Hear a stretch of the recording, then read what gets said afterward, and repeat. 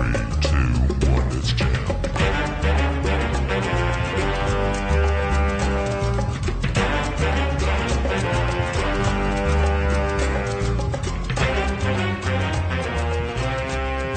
And boom, what's up? Welcome back, goddammit, to another edition of Tell Me a Joke, the guideline of chasing the dream. I'm your host of Maniacal, Menace, Kyle Smith. Say the whole thing like a pimp named Slickback. And I have the giant one today, Mrs. Legs Almighty, Sherrika. How are you doing? Hey y'all! Oh my goodness, I can hear myself. Yes, I got a round of applause, yes. bitch. Boom, I get feel it in there. special in this Come on, bitch. come oh on. My gosh. In the comfortable Starbucks. I think you all can't hear how tall I am. He did call me a giant, but really and truly, while we're sitting down right now, we're like the same height. Size. Yeah, this is my legs that's long. That's why they call me legs. That's crazy. It's wild. It's so weird because I feel as if I have a long torso but a little bitty body. You know, you have a long torso? Do you believe that or like? No. Okay. No, I just want to start off with honesty. With certain people, I feel as if I have a good posture. Okay, that's better. My mom always says, "Sit up straight," you know. You do that, Fran. You believed it that you were taller with this posture. Elementary, I was good. I was a good height in elementary, but now, you know, it's you still a good height in elementary. Yeah. All you need is a backpack. One of the ones with wheels on it. Yeah. Hey, I had one of them shits. Yeah. Oh my gosh. In middle school though. Oh, okay. So like I had one and we used to go over the overpass. Yeah. And I stayed after school once. Where was your middle school? So Lauderhill Middle School. This is like deep in South Florida. I'm from South Florida. Oh, okay. Yeah. This was the hood. This is before it became a magnet school. Oh, so for real? motherfuckers used to get their ass beat on the overpass. But my dad worked in construction, so I knew when he was gonna be home late. I had already asked him to go to the school dance. My dad is Jamaican man. Yeah, I got school dance, Fiwa. So he didn't let me go. So I was like, I know that nigga was serious. So what ended up happening, I was like, I'm going to stay after school. So I'm watching the clock. I had my first dance. This is sixth grade. Yeah, what song was it? Locked Up, They Won't Let Me Out. Yeah, that was my first dance. And so next thing you know, I'm like, oh shit, it's 5 o'clock. My dad is going to be home at 5:30. Oh, how long did it take you to get home? Listen, I ran. I ran. So you should see me with the weed. With the rolling pussy. And that bitch kept flipping back and forth. And I'm like running down the overpass with the shit, just flipping. I didn't get my ass beat that day. Oh, that's so good. I made it in before he did. But strict parents. How was your childhood? I was raised by my dad. Okay. Same I here. left Jamaica in 90. No, my mom left Jamaica in 99. I Yes. left Jamaica in 2000 with my dad to go to Florida. I have 6 aunts. Whoa. Yeah. Okay. You see how your eyes went wide? Yeah, You they said, did. whoa. Yeah. Yes, I have 6 aunts. 5 of them lived closely. 1 lived in New York. So given that I didn't have my mom around, most of them kind of want to hop in to do that mother role, right? Six type thing. That's 6 personalities. Ooh, to come play mother role, honey. But my grandmother, I love my grandmother to death. So like when weekends we spend at my grandma's house. It's always fun. But I think my childhood is it was pretty good. I think my dad was like a silent type, so I learned a lot of his mannerisms from him. Is it always that with I guess Jamaican or different descent parents? Because I talk to a lot of people that have like their parents are Jamaican, Indian, or anything else besides from the States. Mm-hmm. And it's a very strict upbringing. Mm-hmm. Like my dad was in the military, and I was raised by my dad since I was little. So like it's weird when people's like, you just your daddy. I was like, yeah, but my more than that. Then my stepmama came in, but it was always strict upbringing because military background. Do this, do that, don't do this, and that's because I said so. that type of parenting. And so I guess I would say it molded me into the person that I am now, which I can go ahead and fend for myself now. You can survive. Yeah, yeah. You Which got a was little good. common sense. Yeah, yo, a lot of common sense. He made sure that if it was anything instilled in me, like common sense was the actual go to. Like, hey, use your head. Like you can go ahead and think for yourself, but don't think outside the box.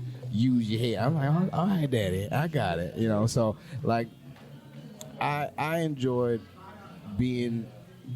growing up with just a father figure, because most people don't get that. And now when I get older now, I talk to more people, and you know, I've actually seen this on TikTok lately, and people's like, yeah, man, I got this picture of my daddy tattooed on my arm, and then they show their arm and there's no picture because That's so dark. Yeah. That is so dark. It is. And I'm like, oh shit, yeah. That is a lifestyle that people don't grow up with a father. You know, it's mostly a mother or being raised by their grandparents or something like that.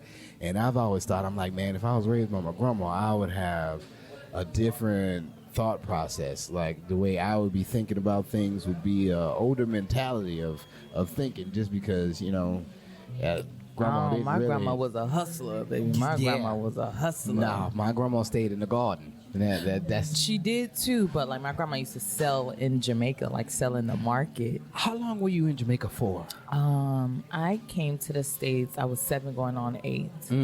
But like even when I moved here, I didn't feel the difference because everyone just literally just migrated from Jamaica as well. So like it was literally like we just basically brought Jamaica to this house in Florida because we still got to hand wash our clothes. Oh, It's still shit. a clothesline.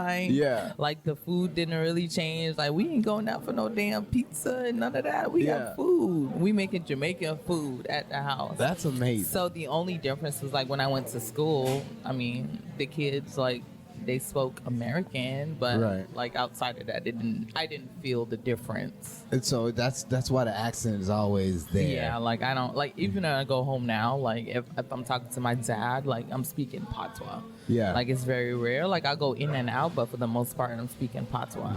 That's awesome. Mm-hmm. I wish I've always had some type of, like, people say, because I'm from New Orleans, I do have a certain type of accent, but I don't get it until I go other places, or if I get upset with things and then it slips out and I'm like, oh, but I listen to my nephew who is embedded in New Orleans, and it doesn't leave him at all. And it's just like, I don't know what you said. Just, I mean, I understand. I can go ahead and relay the message to other people or what you're saying, but it's so deep into him. I'm like, boy, something's gonna have to happen. Like I was raised like my auntie when I was little. I would say I'm an auntie baby, just because when I was little I used to have to go stay by my auntie, and she was an English teacher and she also taught Spanish. Oh wow! And so was my grandmother. She was an English teacher, so every time like I would say something incorrectly, I would get corrected on it. And growing up, yeah. So when I would go. I went to private schools most of my life. Have money. Yeah, military father. He wanted to make sure I ain't grow up like the rest of these niggas out here. So you a nigga with money. Yeah. So when I did go to a public school for the first time, people were like, "Oh, I'm cheating off of your test." I'm like, I don't. This. All right, just because I Like, learned this that's 2 years ago, smart, like, yeah, just because I learned like, this you 2 set years your ago, boom, expectation kinda high. you a nerd, and I'm like, I guess it's like, why you don't sound like us? I could never explain why. I mean, I know why now, but back then I was just like, what? I didn't know I was going to get made fun of because I talked correctly. You know? Yeah, I've gotten the like when I think it was like the first time. Like I went back to, well, I'm not quite sure how to respond to that. It's different.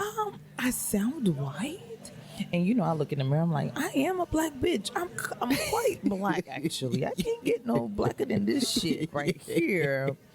And I'm like, okay, I'm gonna rock with that, but I don't. I sound like I'm speaking to you, right?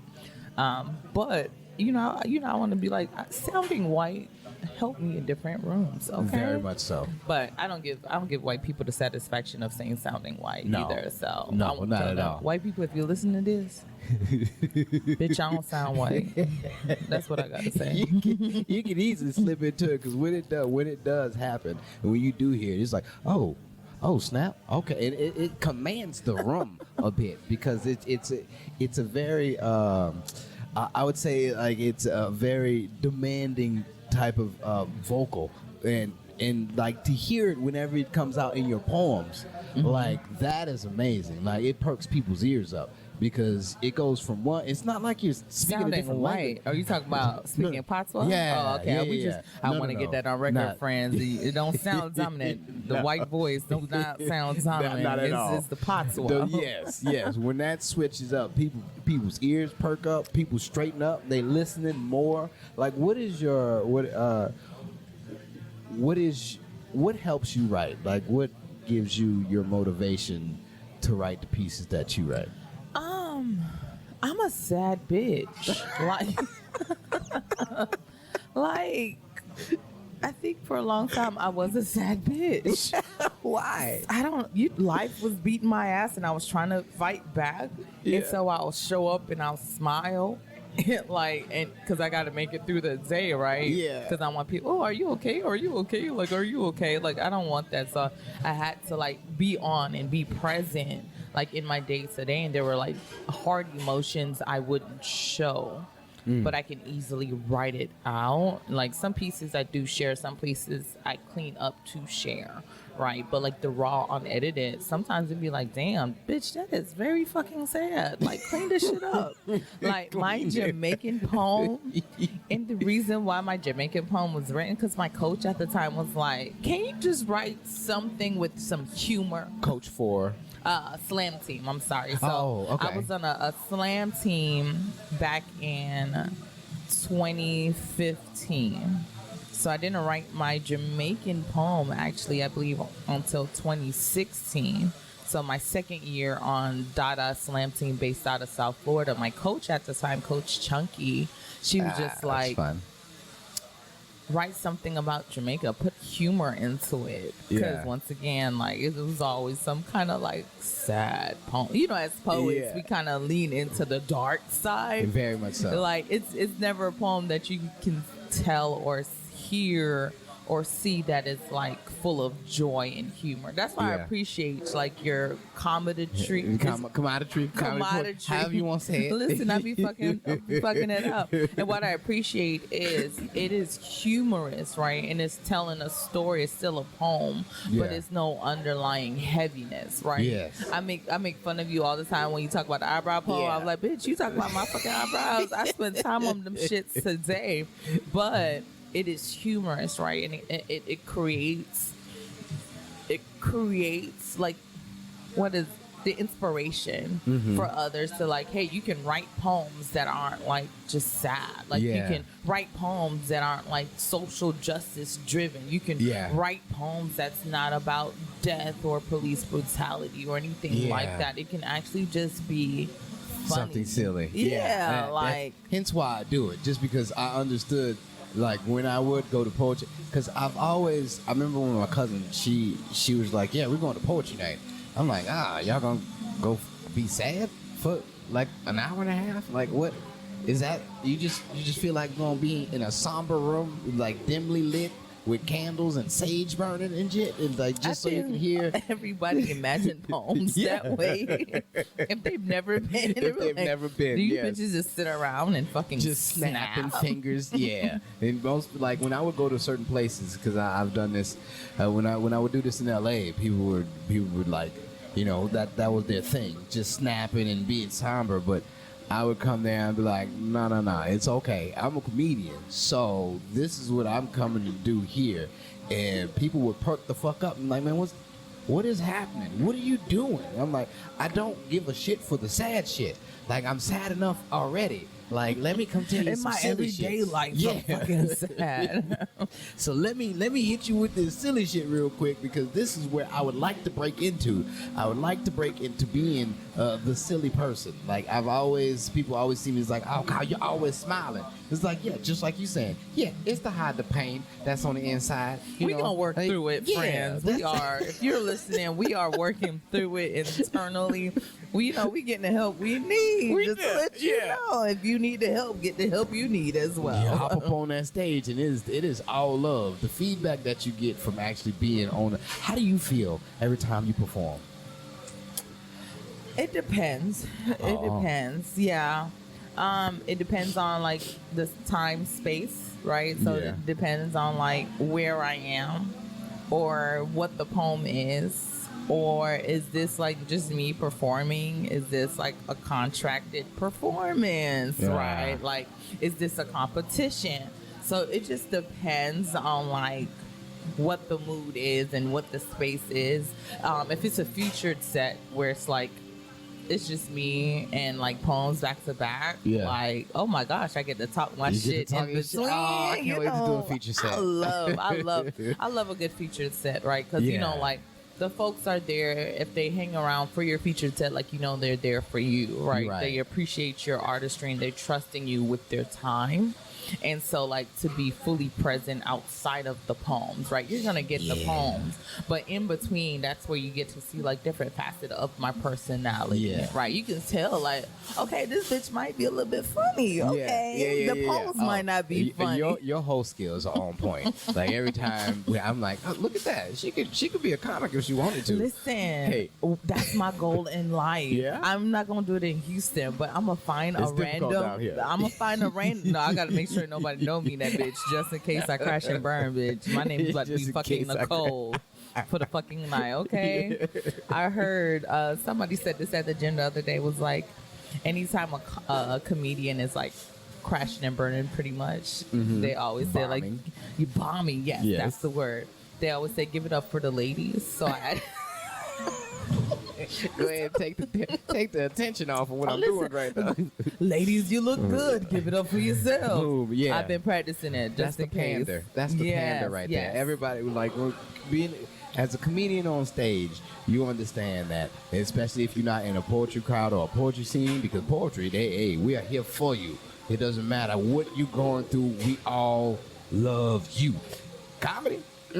They're like, motherfucker, you better give it to me. Like, I don't care what you're going through. You better get it out on stage. And if you're not doing well, I don't care what you're going to feel like when you get home. You're going to take all this energy that we giving you with you. And to eat shit on stage. And It's in the scary. Oh, yes. Oh my gosh. Yeah. I can't imagine somebody walking up and like, yeah, your shit was trash. Like, you're not funny. Like, bitch, Yeah. what? I fight. Yeah. It makes you feel that way. It's like, I gotta keep my guard up now. As soon as I walk out this stage and walk out this crowd, either I can stay here and take what I'm gonna get, or I can just leave immediately and not run into anybody. No, I ain't no hoe. I'm gonna stay. I'm gonna take it. Most of the times I relish in it. Yeah, I've been taking my moments to where when the crowd is silent, to actually just embellish on that, like just like, okay, all right. Even if it does well or if it doesn't do well, I've been learning to take my time, especially when it comes to comedy, because most of the times I just run through things because I would be so nervous. Everybody be like, oh my God, it's like a million words a minute. And it's like, yeah, this is because I'm scared. But I can't show that, so boom, blah, take this, and people are like, oh, that was good, that was really good. Oh, thank you, I'm glad you liked it, But now it's just like, let them hear what you're saying, So this is where the poetry aspect comes in from it. And it's like, oh, people are here to listen. So instead of just running through the poem, do my pauses like I do with comedy, and this is what's actually making these poems pop like they are. And it's like, okay, good. So for me to continue to write silly shit like this, I have to think about the comic aspect of it, because these don't just come overnight.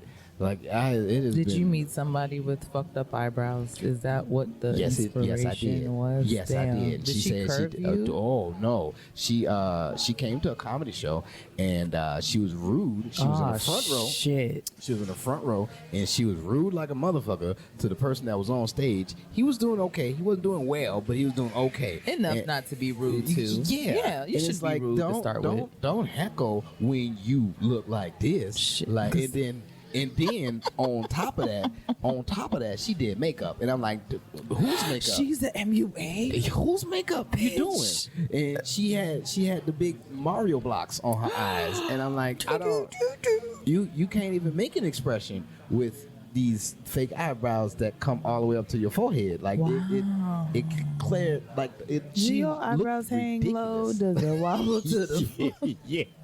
So I'm like, hell no. Before I even left the venue that night, I sat in my car and I was like, where did she think she was going? My dog said I got with bricks these on me. Oh my bricks God. on me. Like it can was, you- it was Wow. like it warranted the poem itself. Oh, my Like nobody, days. not many people actually know about the background of where the poem comes, but most of these poems come from a little man inside me. It's like you need to write. You I need to talk about this. Yeah, you I need to definitely talk need about to. you, And friend. being in New Orleans doing this, that is it, especially because it was the height of people getting their eyebrows tweezed and plucked and arched. And my first fiance, she was one that used to tweeze her eyebrows to where it's like you don't really have none anymore. Like what? It's a straight line. Kind of, sort of. Yeah, it's and I'm like like, and she wanted to do people's eyebrows, and I'm like, don't.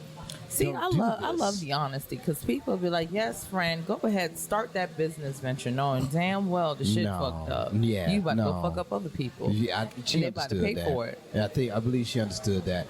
But when it came to my last ex, she was very meticulous on doing her eyebrows to where the arch needed to be perfect. And I'm like, She had a protractor? symmetry is her. She probably, I mean, she was good with her hands to where she didn't really need it. But she would see the symmetry to where I wouldn't be able to see it. I'm like, they look perfect to me. She's like, this one's just off, just a smidge. happens. I'm like, That I don't know. I'm like, we have a deadline. Can we leave? But it's like sometimes you want your eyebrows to be like twins, Yeah. and they come out like cousins, and it's the fucking worst. They don't even like turn out to be siblings.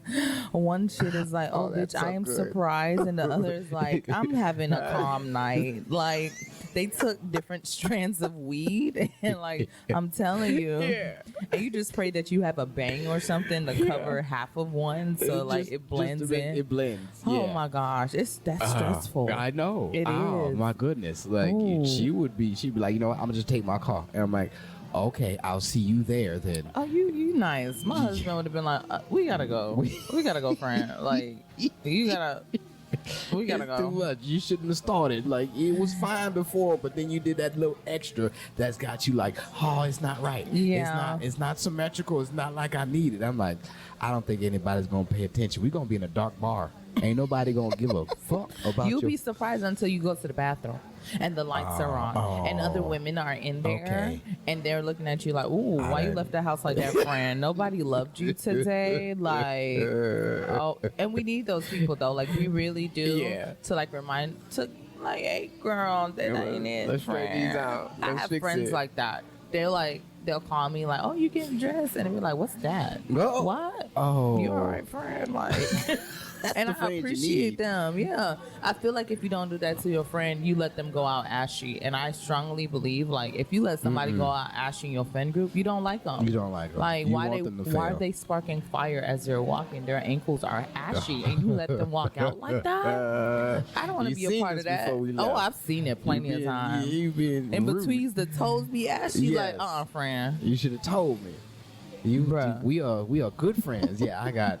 Yeah, that's why I have a small friend group. You know, because I have friends that wouldn't say shit, and I have that's I hurtful. have people that They I don't like you know for real. that wouldn't say shit, but I also have people like, hey, hold on, come here. Ah, Let me fix you up real crusty, quick. bro. Like, Yeah. why do you listen? I told my ironing is like a thing for me. Like, Oh, yeah? Yes. I don't get how we don't iron, but you know, some people do the washing machine and dryer The dryer, thing. yeah, I yeah. get it. But like, there's some point where you know that dryer ain't work. That dryer did not work. It didn't get all the wrinkles It out. didn't. It didn't. So there's a type of plant in Jamaica called callaloo. It's almost like collard greens. Uh-huh. And so when I tell you my dad, this motherfucker speaking parables, like he never says shit straight. Yeah. I showed up to mind you, I'm going to my grandma's house. Okay. We outside the door, like knocking on the door for us to let him in. My dad looked at me like up and down. Why you look like crushed callaloo? I would never fucking forget that. Because my shirt was wrinkly. My pants is wrinkly. Oh, And mind shit. you, he taught me how to iron a long time ago. So Yeah. he's like, how dare you leave the house? And I'm like, nigga, it's your fault. You see me in your passenger seat from point A to point B. You let me get here like this. me get here like this. But I guess he wasn't paying attention. So now anytime I'm out, I'm like, damn, you really look like crushed callaloo. Like, why That's- do you look like this? That's fun. That's something that I would write about right there. Why you look like crushed callaloo. That's I can't say it like you said, but it is a fun name to say, callaloo. Crushed callaloo? Crushed callaloo. I've been writing something new. Just see, that's perfect that you said that. But like having friends. My new piece that I'm trying to it's I'm working around it. There's a lot of fat on it, and I'm like some things might need to get taken out, but it's We is love that- a good edit. Yeah, it's called Is That Lotion. Oh my God. So you can understand where that goes. You know, just is the stain on your shirt, is it lotion or is it from a sexual escapade that you've had? We don't know. Is it lotion? First of all, why would it be that high on the shirt? Friends, you can't see where Kyle just pointed, but it was the upper region of the shirt. So if you ask me if that's somebody got painted, okay? I just want to say, because ain't no way it's going to be at that top part of a shirt. Right there on the lapel or something, you And know. some face painting didn't happen. That's nuts. Is that lotion? I can't Is that imagine. lotion? So, like, in my head, this is kind of where the things go. But I've also been wanting to write to where I can, you know, it's masked by the words that I say to where it's not so vulgar, but also like it's like when Disney puts certain little adult jokes inside their movies to where it's like, oh, you know, your parents understood, but the kids is like, oh, that's just silly. They don't really understand what's happening. Yeah, And Until so they get that's- older and you're like, oh my gosh, these bastards. Right. So My whole childhood is ruined. that's the type of route I'm trying to take lately, just so I can bring these poems everywhere instead of just like, oh well, you know, I can't talk about bidets and everything because I'm balloon knots and assholes. Most people you can't present that to children, so it's just like, all right, this is gonna have to stay just in an adult section, you know. But you know, Fuck them kids. Sorry. I know, not everything is meant for children. These are the things that I work on, just so I can have more of an arsenal when I come to certain places. Yeah, you want to be marketable. Yeah. Speaking of arsenals, like you are a slam poet. I am. You like, is that you like competing with your poems? I really do. I haven't been like competing as much as I said I was going to this year because my like regular 9 to 5, like it's like our busy season almost, and so like I think my brain just been kind of like work. Yeah. But now I'm like inching out of that, excuse me. And so I do like competing. And reason why I like competing, it's a humbling experience. But it also pushes your pen, right? Yeah. It forces you to write better. Yeah. And it's not in a sense I'm writing better to beat XYZ of a person, but it's just like I'm writing better so that way like a judge cannot deny a high score because of this poem. I need to hear that Yeah. because I've been telling everybody, because I just had Bars Fest and I tell everybody I just want That's a people to different see kind. me. Yeah. That's a different kind of competition. Oh. Like, I think because Bars Fest, you're like you're creating for like a specific person, right? So you kind of understand how that person writing style is, and like kind of understand like what kind of arsenal they're coming with, so like you can plan for it in some sense. But like a traditional slam, you can't, right? In a traditional slam, it's not the flags, it's actual numbers, right? Numbers. Oh, right. Because then you get a score. Yeah. What considers a good slam piece? There's no such thing as a good slam piece. That's why I would say it's like, how is it a well-written poem? Like, can you like perform this poem? Is the writing good? Is the performance good? Is the concept good? Right? Yeah. So that's what I think of, like a poem that does well in a slam. I never write slam pieces. So anytime somebody comes to me like, I want to write a slam piece, I'm like, whoa, let's bring it back. Like, yes, it's a slam, but you shouldn't write for a slam.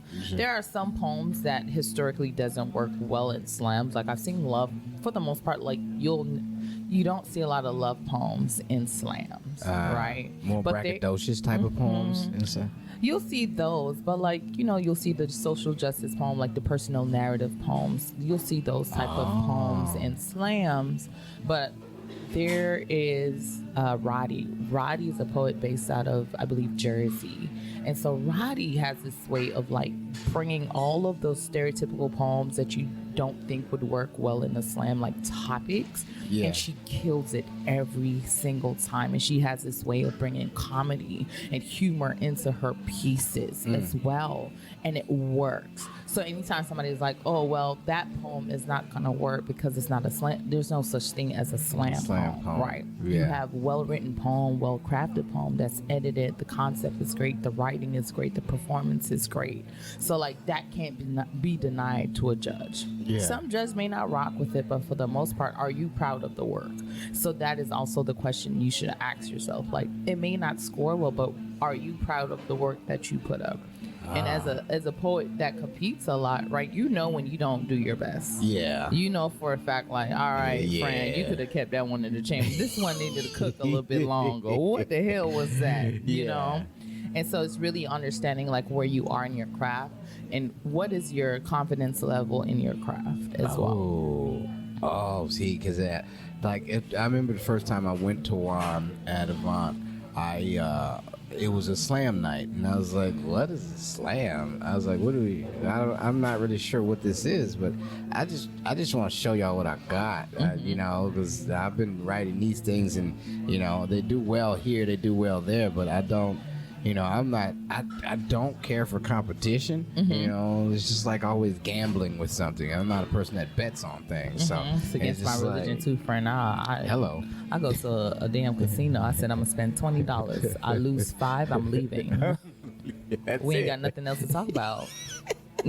We don't. I just lost $5. The fuck am I doing here? Why?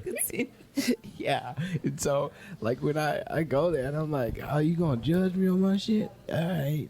But what about the people that do like it in here? I understand the judges because it's different, and I know it's not like what everybody has been doing. So to be judged on something that's not of the norm or what you would normally hear, it seems like I'm already at a disadvantage. And it's like I just came to recite a piece. That's all. Because that's what makes me feel good as a comic. I just want to go up and be me, be myself, instead of having to rely on other people to say, oh, this is what this is good. Because comedy competition is the same. I'm like, how are we competing with this?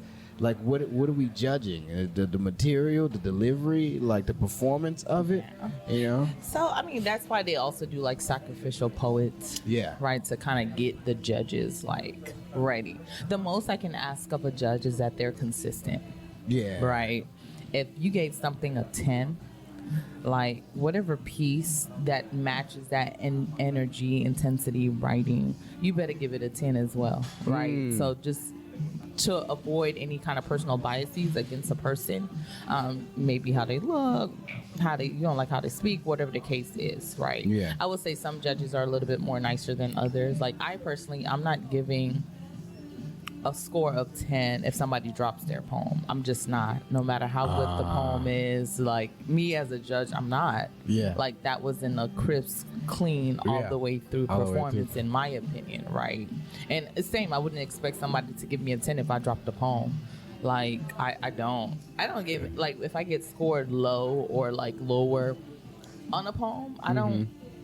I know why I got that score. Right. Like I know I did. I know I dropped a poem, friend. That's fine. I'm Yeah. cool with it, right? So it's also being honest with yourself as an artist. Like, all right, you know that was an 110. You know that was like 85%. Okay, you know you deserve that 8. Like, come, take it easy. Take it easy. Yes. But the judging factor, I think, is in slam world, has always been like a thing. Like these judges don't know what they're doing. But it's a part of the game, right? The biasness of the audience. So it's an audience member and not another poet that's usually giving. So like It could be another poet. Some judges are poets, right? Uh-huh. They may not know the poets competing, but they, in their rights, they've probably written, performed in different areas. So they know what a before. good piece is. Yeah, right. They may Yeah. be familiar, but not all judges are the same way.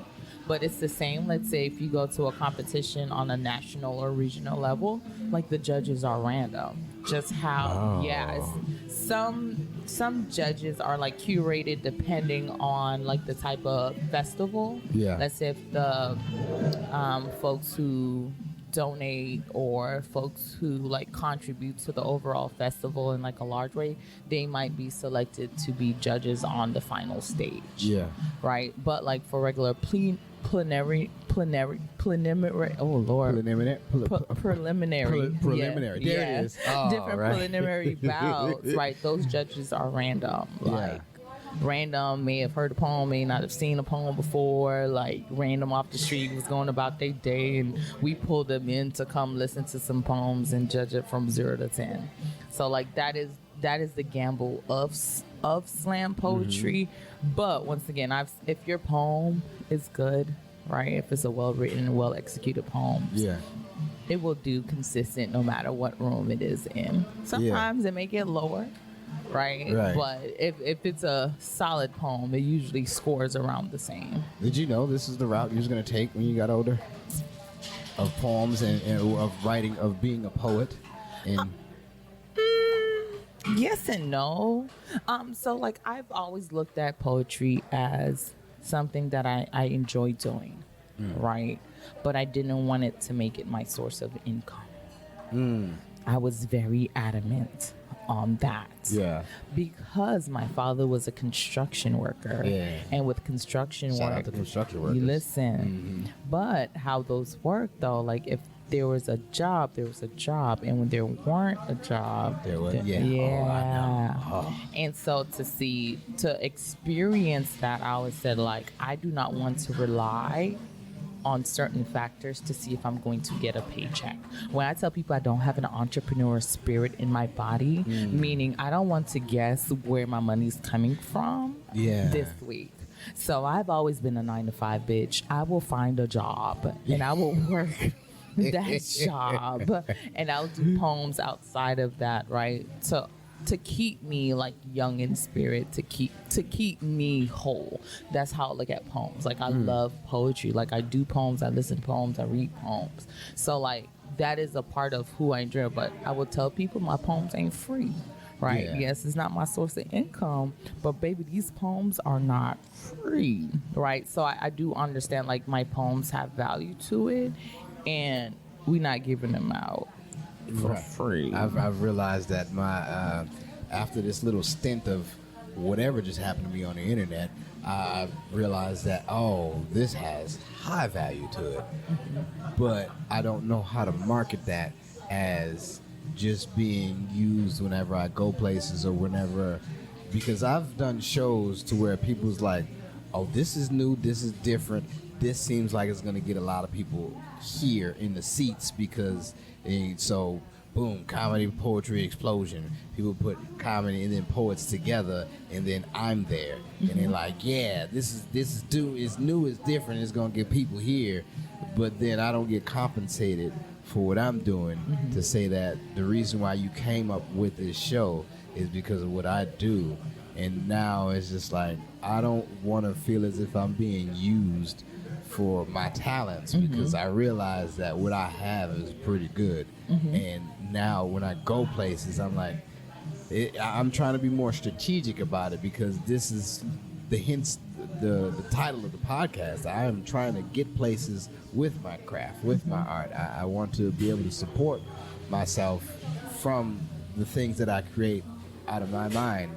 Being a construction worker, not knowing if the job is going to last 3 to 4 years, you know, if I'm going to be able to continue to make overtime or whatnot, if I'm going to be able to continue to support my family. I would like to be able to support my family with the ideas that I have, you know, with people wanting me, with people wanting my abilities. And it's like, oh, since this is what you bring to the out, I want to be able to be successful from this, you know. But that has it's very discouraging, you know. You know, friends, set your price.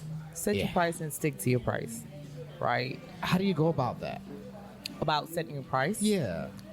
It depends on the budget, right? It depends on the venue, depends on the size, depends on the organization. It depends whether you want to do it or not, for real, for real. I tell people, like, there's pro bono things that you do. Hear me sounding like a lawyer, pro bono. I've been watching Suits. Yeah, this is what we need, though. The people that listen to this are like, okay, yeah, and then people take notes. I don't know if they really do, but I would just assume. I hope so. I'm no professional, but like, set your price. Yeah. Like, truly set your price. If this is like your standard, think about like your time being incorporated, time to take you to get there, the preparation. Like, set your price and stick to it, right? So somebody's like, hey, I want you to do XYZ, like, well, this is my price for a piece. This is my price to host, or this is my price if you want me to help you create the event, right? Yeah. So whatever that price is, whatever your baseline price is, make sure like that is something you want to stick to and that is true to you. Not saying that you won't bend on it, because sometimes you do, right? Sometimes you'll say like, hey, I'm just going to throw out a number. Like, I'm charging 500, right? I'm doing 500 for a poem. Yeah. And if they're like, well, we're only able to do 300, but I think you have the option of like, okay, that's doable for me in that moment. So I would say set your price and know what your margin is within that price. Like, what is the percentage you're willing to go down on a price? Yeah. And see, that's your background. That's what you do for work, right? Not now, but I did student activities for about 5 years. Oh, so you have undergrad, grad good school. sense. Yeah, I have a good sense of like what the market is across the board, especially for like local talent. Yeah. And I've looked at different contracts, different writers. Like, so it just depends on the organization, right? And I look at turnaround time for my money too. I'm asking like, hey, when do I get my money? Is this like immediately after the event? Is this direct deposit, like processing time? Like, those are the questions you ask, because we can set a price, but baby, if you don't plan on paying me, then we got a different conversation happening. So I tell folks, if it is a contract in place, make sure you're reading your contract right. That's a lot. That's a lot. Well, it's worth though. It's worth things to think about. Damn, Starbucks was trying to get on the podcast too. Yeah, I definitely like that's.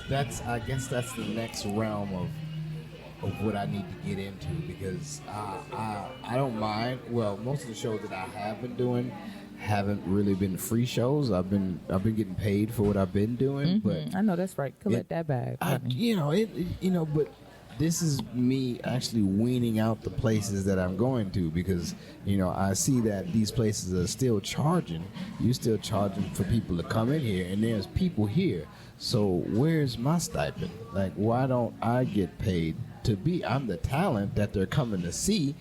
How come I don't get paid for this? Like, so once again, I was, and I said this earlier too. I think as artists, I think we forget that we have the option, right? So not every gig that's set for it that we have to be involved in. Like, we can easily be like, nah, this whole setup is not for me.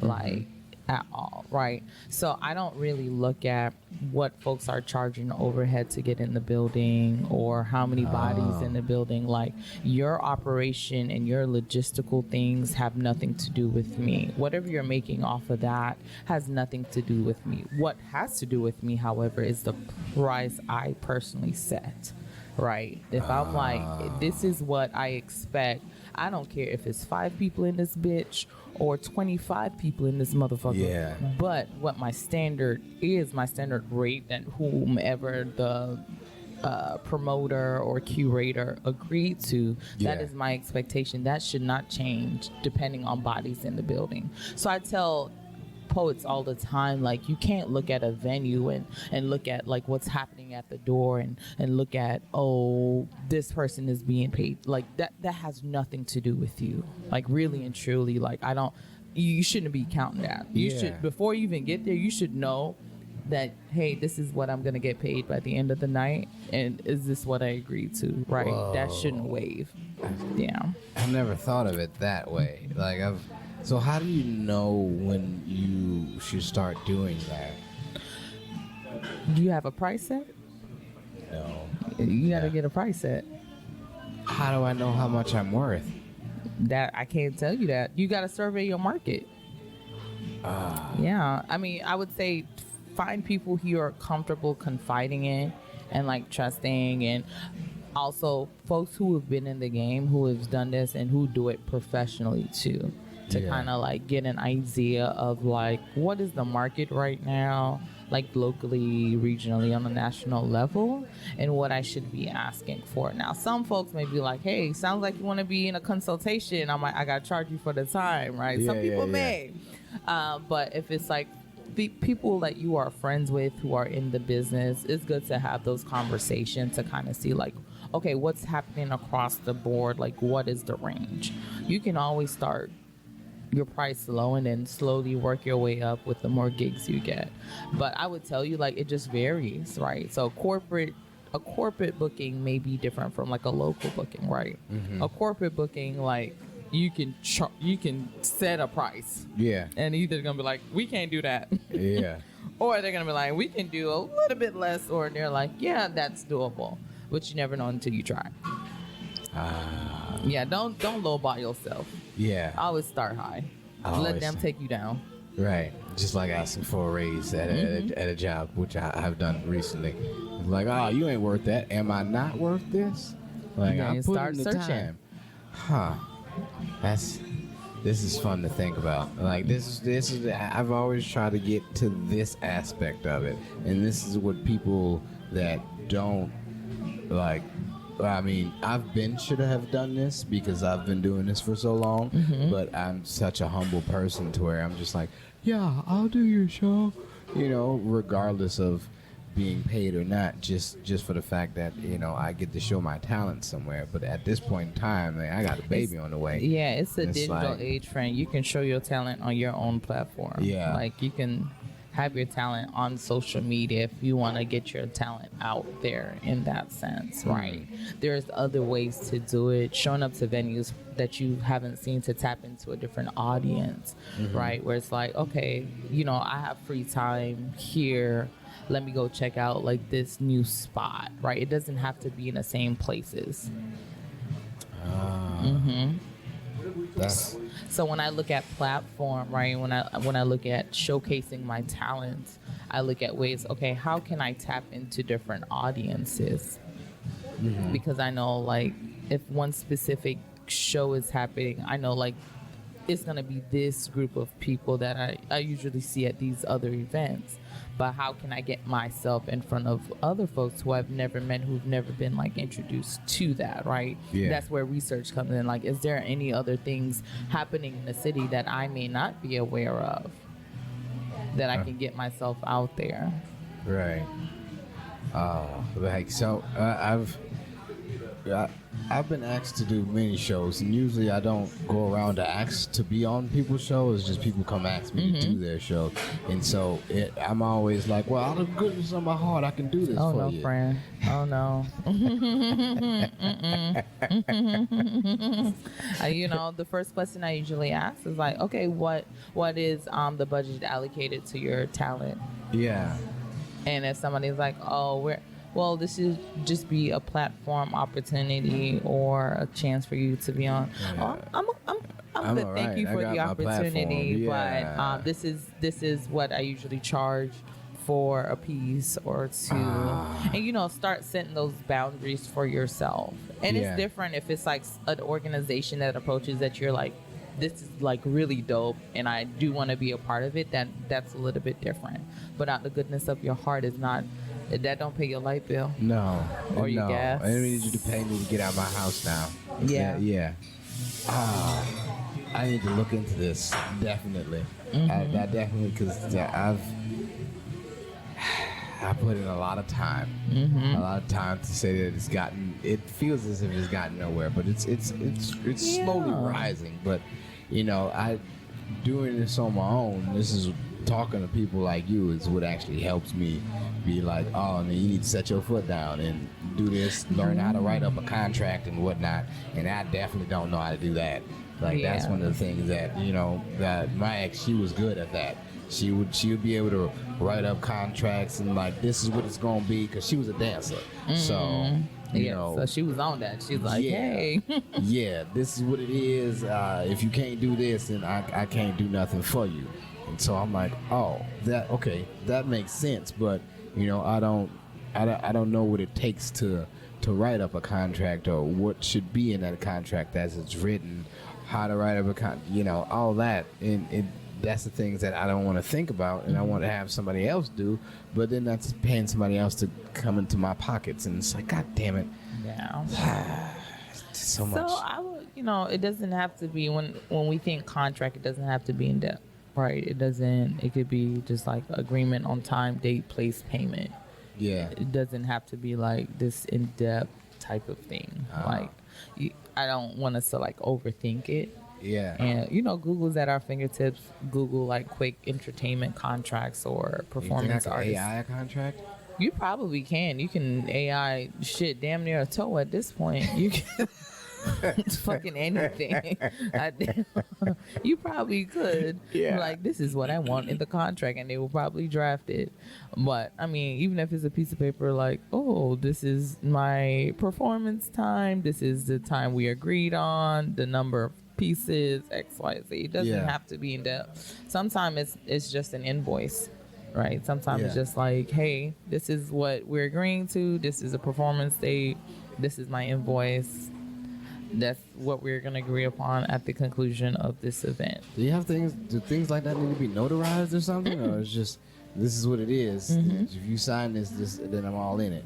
But if not, then I'm on to the next one. Yeah, so I mean, it's a legally binding document. Anything that is like written and signed off on is a legally binding document. Yeah. So thankfully, like a lot of like smaller shows and curators, they really don't do that. Some folks do. Some people sign off on.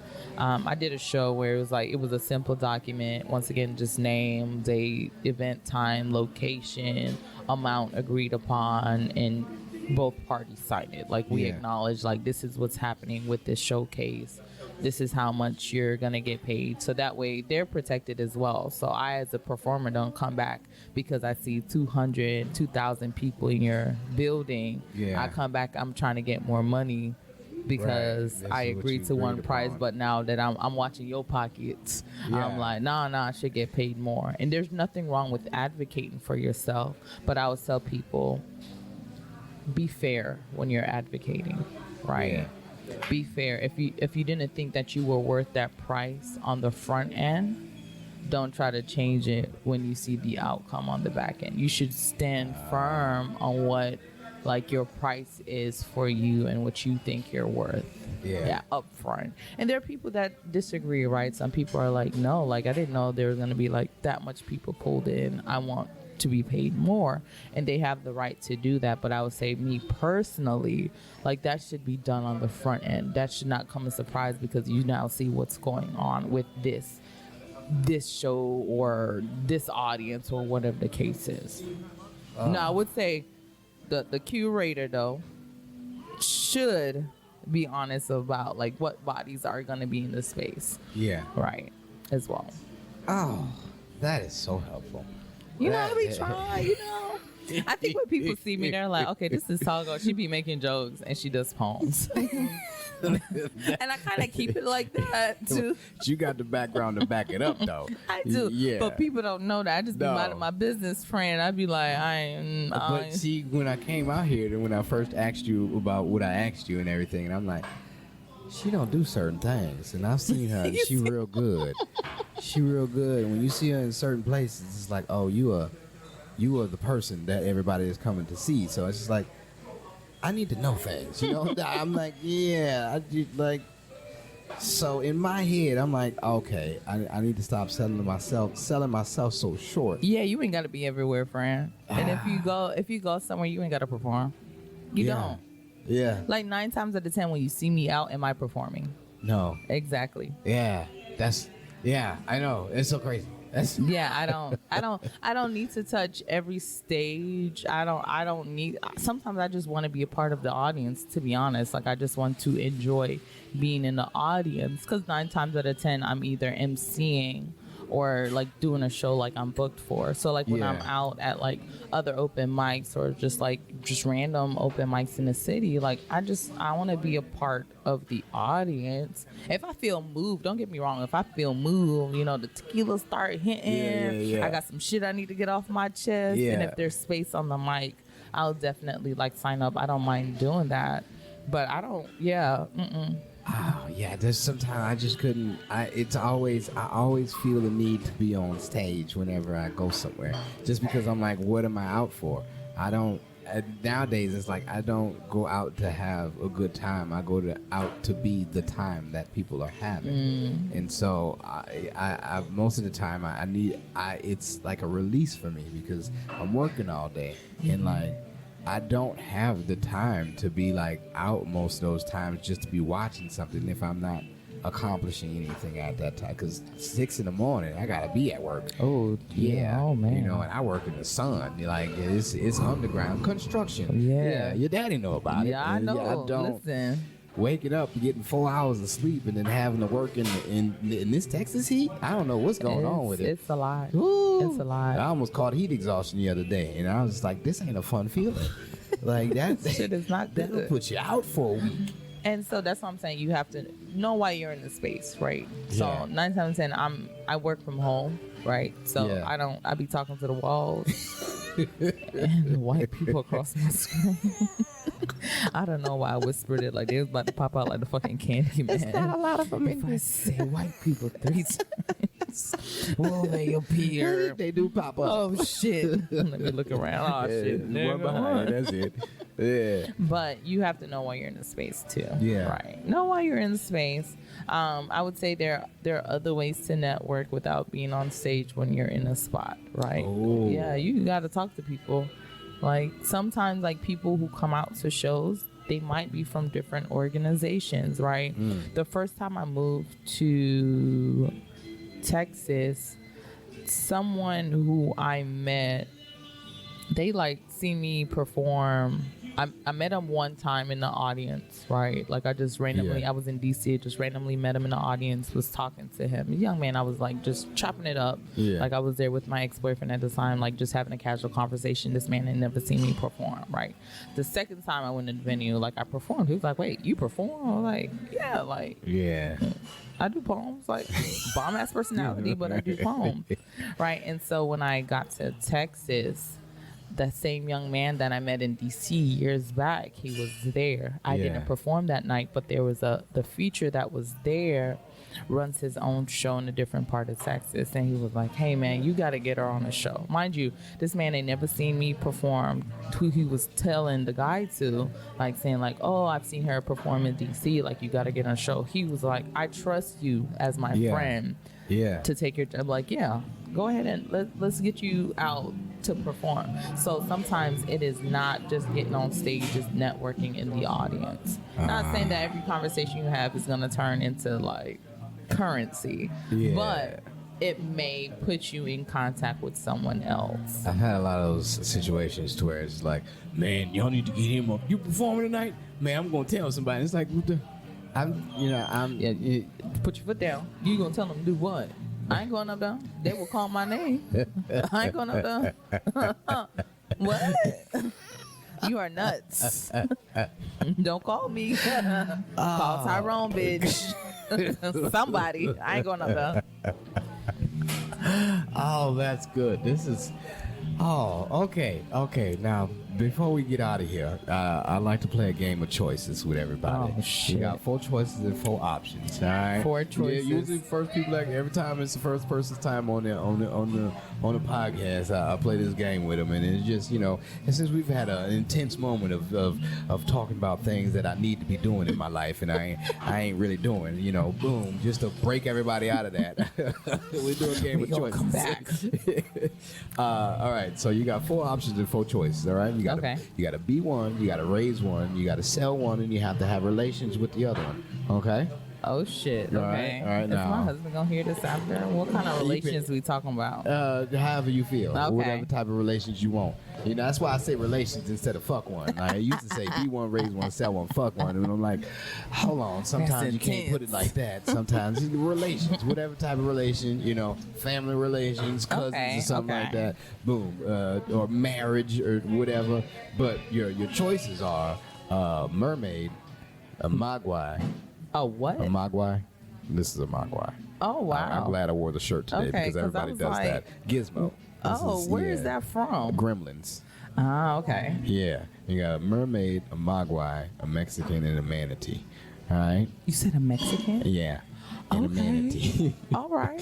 So you got to be one of them. You got to raise one of them. You got to sell one of them. And you got to have relations with the other one. Wow. You said I have to be one, Yeah. sell one, Uh-huh. Raise one of them. raise one, And then have relations with the other one. relations. Yeah. We had a mermaid, Yes. a mugwai. A mogwai. Yeah, well, I like that way you said that. Mogwai. Mogwai. Mogwai. Mogwai. Yeah. A Mexican and a Mexican, manatee. a manatee. A manatee. Yeah, they're in the Florida Everglades. They're the little sea cows. I know what they Okay, are. good. I Good, was good. like, oh my days. I will have relations with the Mexican for sure. Baby, when I said that household gonna be lit, Yeah, for I can imagine. sure. What? That's not even the infused I dishes. love this explanation for Nigga, let me go open a goddamn truck right now. people. Jerk chicken tacos, my nigga. Yes. Come on. Yes. Come on. Oh. The infused. Listen. I love this What? already. Yes. The Mexican. I can see it now. Come on now. Hola. Come on now. See? That's the fuck I'm talking about. So, all right, bam. That's relations. Yeah. What's up? Raise one, sell one, and be one. Oh, shit. I got to be some shit? Yeah. I'll be a mermaid. Okay. I'll learn how to swim. Yeah, that's that fine. way. Yeah. I You know, could be. Haley Bailey, the Little Mermaid. We Listen. got a black mermaid now, so you can be whatever type of mermaid you want to be. And I got to do what? Sell one, and then be one. Raise one. Yeah. I'm selling a manatee. I can't.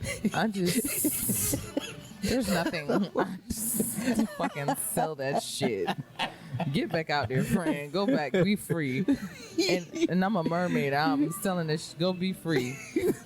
And I think I would raise The Mogwai? Yeah. Oh, it was okay. so cute. Yeah. I don't know what the fuck they do, but hopefully you they're don't know not about the background. Well, they can't get wet. All right, okay. Oh, They'll that's make so They'll interesting. make other ones. They'll make other ones, and also you can't feed them after midnight because if you feed them after They'll midnight, make other ones. yeah, they'll What pop you out. mean? Like if you get it wet, it'll pop out in little eggs, and more Oh mogwais come fuck out. no! I cannot go back. I'm gonna sell that shit. That sounds like a lot of mouths to feed. And my Jamaican truck ain't got the capacity to be doing that shit. I guess I'm already in the water. I'll raise the manatee. They don't multiply like that because that's fucking nuts. You imagine a splash of water get on you and it's 5 little motherfuckers pop out? Yeah. No. Oh my god, I'll lose my shit. Oh my god. And then when they feed, if you feed them after midnight, they lose all the hair and they turn into a gremlin. And you're gonna shit? Fuck no. The fuck? Absolutely not. Absolutely Y'all ain't see how my eyes went wide. Shedding? Yeah. If you feed after midnight, I'm Yeah. a big bitch. I eat after midnight. I was eating some fucking cookies after midnight on fucking Wednesday. That's so specific. I left the function early. I said, bitch, I gotta go. I got cookies at home. I got in the house. I'm taking my eyelashes off. I had to start the oven. I said, I'm a big bitch and I'm okay with it. Like, after. Yeah. It says, So the gremlins are ugly, I'm guessing. when they get, I'll show you. Oh when my they, God. I mean, Yeah, no. The Gremlins too. They had a female Gremlin, to where it's like it's still ugly, but it got lipstick. So it's like, And you're gonna get lips. Oh no, yeah, we gotta sell that shit. I'll Manatee. If you out there listening to this, Manatee, I am so sorry that I doubted you like that. That's so I am good. so sorry. I love that it works this way because everybody's like, they're all M words. I'm like, yeah, I like alliteration. And then when people actually think about it, I'm like, wait, if I'm raising one, I can't get it wet. And they're like, so where you going? You know, I'm selling that shit. This is like you and one other person that have actually taken it to where I'm like, man, since I'm this ethnicity and I'm with this ethnicity, oh my God, just having or the dynamics of where you can go, like he was talking about the dishes and everything. Boom, that takes it so far, and I'm like, yes. Listen, I just, my dad always wanted me to learn Spanish, and so I think 30 years later, I'm making him proud. Yeah. Oh my gosh. Oh, that's so good. Oh, here we go.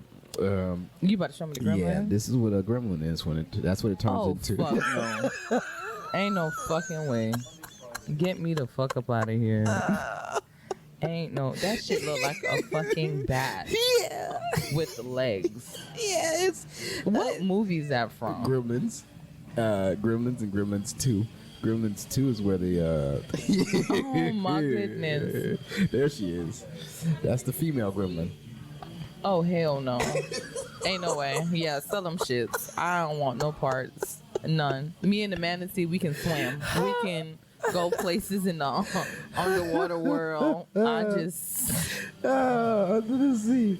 Hell yeah. Oh, that's so good. All right, my You face almost hurts. set me up for the okie doke. You ain't even tell me the fucking descriptions. If you would have said that shit first, I'd be like, nah, get that shit out of here. That would have been my first. That would have been the first one out of here. I'm sorry, Manatee. I didn't mean to treat you like a side bitch. Chief Akina, it took him like 30 minutes to get through the whole thing. Oh really? Yeah, it was an extra 30. Just be like hitting. No, hold on. And I was like, take your time. Damn, do Chief. what you gotta do. It's so good. Some people don't give a Which fuck. one are you gonna bring to Africa, Chief? Oh, that's fun. All right. Let's see. Let everybody know where they can find you at, where they can follow you at. Oh my God. So you all can find me on farmersmeat.com, where the cowboys go to sling as well. I'm fucking with y'all. Christian Mink will kick me off actually, so I can't even be on that bitch no more. No, but bro, you can find me on all social media platforms at legs_almighty. Yes, it's from the movie Bruce Almighty. Don't ask me how I got there. Just know I Oh, that's did. nice. That's good to know. I didn't know it was that. I was watching Bruce Almighty and I wanted to create a Twitter account. And I was like, people call me Legs. Legs Almighty. And I thought it was the most brilliant thing ever. And then it just stuck. I just kept it. That is good. Literally. Yeah, you can't go wrong with that. It's just, it is what it is. And so I may not be on a social media account, but I would create it just to claim the name. No, there will not be another Legs Almighty out there. I They don't will think there is. refuse. I know it isn't because I claimed it on every platform. Every platform. If you type Legs Almighty, bitches, 9 times out of 10 it's me. It's me. Yeah. But it's LEGS_ALMIGHTY.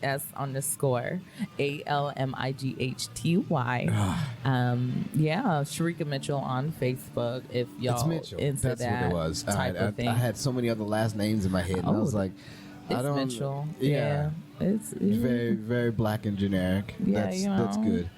Yeah. It probably came from a plantation somewhere, but Possibly. yeah. Kyle Smith is so terrible. That's why I put the Maniacal Menace in front of it, just because I'm like, yeah, you're not gonna find me immediately if you just look up Kyle Smith. There's a convention of Kyles in Kyle, Texas. Do you know about that? It's a convention of Kyle. Is it Kyle, Texas? Yeah. Damn, It's you've like been around teaching Austin. me a lot of geography today. I was like, maybe I should get out more. It's a Kyle, Texas. Apparently, Kyle's like monsters and punching sheetrock. There is a Kyle, Texas. Yeah. It's a Kyle field. Yeah. It's so gosh. crazy. I was by San Marcos. Yeah, there you Oh, go.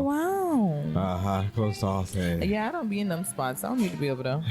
It's Horns you, Bay. when you see them, when you see it, when you see the convention of Kyle's, it's like it's like That is Where's Waldo when you try to nuts. find the black guy in those convention of Kyle's. Yeah, see, I don't be around there. I like to be with the niggas. So, Yeah, I don't, I understand lived what it. I'm like when my white side comes out. So I'm like, you know what?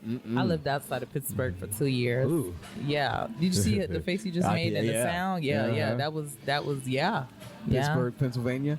Yeah, I've been to Pennsylvania, and I was like, I don't care to be here. This is this is boring. So Pittsburgh is the actual city. I was outside of the city. Oh, Yeah.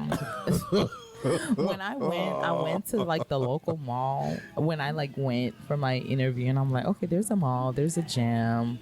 The city's like 40 minutes away. Bitch, I didn't realize it was like 40 road minutes, not like 40 minutes including traffic. So just let that settle. And so I was like, oh, Sherrika, you don't have any folks to socialize with. Like, what the fuck? Like, you the only nigga here. Like, what's going on? And so I just remember walking into the mall and there was this shirt that said, I love my redneck wife and I love my redneck husband with the Confederate flag. I said, I gotta get the fuck up out of here. I gotta go. Don't I want to gotta be here for go. long. What? This ain't for me, friends. This is what I we got a support. blast. This is how our support goes. Bitch, I gotta go. I gotta go. Cause you think I'm blackity black. Yeah, you stand baby- out. You definitely stand out. Listen. Okay. And I'm from the school of slap a bitch. So you're not touching my hair, friend. We're not doing that. So I just had to go. Ever since But the I'm hair got recovered. long, I'm in beautiful Houston, surrounded by beautiful black people, such as yourself. Yes, ma'am. Yes, ma'am. Well, this has been a hell of a show. And you was wondering what we gonna talk about. Yeah, I was like, I don't know. We've been here for 1:10. Oh, Just to let you know. That's how it happens. Yeah. This was a great time. Thank you Was it so though? much. Come on. I've been doing it for so long. I better know how to do something out here. Yeah, it's not like this. Thank you, man. Bring Thank me you for back being again. on. Definitely. It's because I learned a lot today. And I'm going to listen back to this one. Normally I don't, but this one I'm like, okay, I learned some shit today. We're going to write this down. Listen, Nigga, I do what contracts, I can. Get it out. Yeah. Do what you can. Set your price, friends. Yes, ma'am. Set your price. Know your Set- price, friends. Know your worth, goddammit. And that's what this is. Know your worth. And this has been Tell Me a Joke, the guy and chasing the dream. I'm your host of Maniacal, Menace, Kyle Smith. Say the whole thing like a pimp named Slickback. And until next time, keep dreaming, jokers. Ah.